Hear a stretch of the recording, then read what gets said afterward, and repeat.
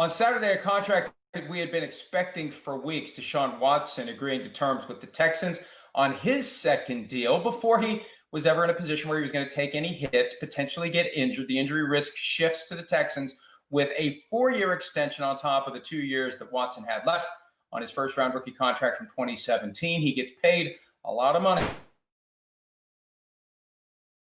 To compare his contract year by year through the first 4 seasons with the Patrick Mahomes deal, whether it's signing bonus, whether it's money guaranteed for skill, injury, and cap at signing, cash flow year 1, 2, 3, 4, all metrics better than the Patrick Mahomes deal. And after 4 years, Watson will be under contract for 2 more seasons. 8 more seasons. Here's the reality. In focusing on, as the agents presumably did, doing a deal that compared very favorably to Patrick Mahomes, there's some other quarterback contracts that you could look at and say, those deals may be better. Those quarterbacks got more fully guaranteed money at signing.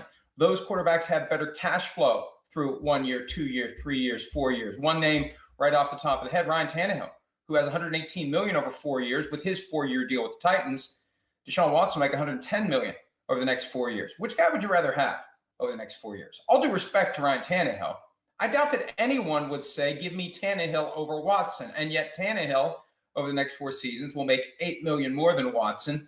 And after those 4 seasons, Tannehill will be a free agent again. Watson will be under contract for 2 more years. So, and there are other contracts as well that will compare favorably both to Watson and Mahomes. Watson compares favorably to Mahomes. The reality is the Mahomes deal in the early years is so bad, all due respect, it doesn't take much to compare favorably to the first few years of the Patrick Mahomes contract. But the good news is Watson was able to avoid getting crammed into that same pigeonhole of a long-term, ultra-long-term, ridiculous long-term contract like the deal that Mahomes signed with the Chiefs. That's going to be a battle for more quarterbacks to fight as they try to get their contracts. Dak Prescott coming up soon. Others will be following suit, like Kyler Murray eventually, Lamar Jackson after this season when he's eligible for a second deal.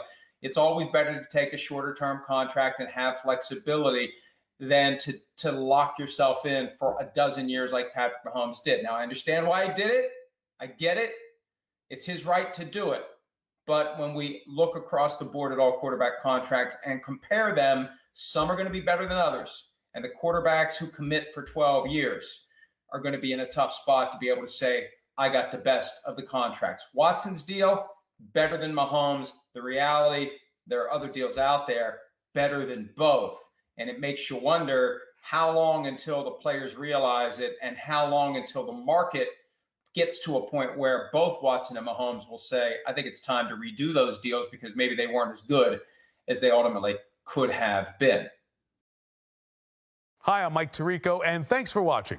Make sure to hit subscribe for the latest news and highlights from NBC Sports.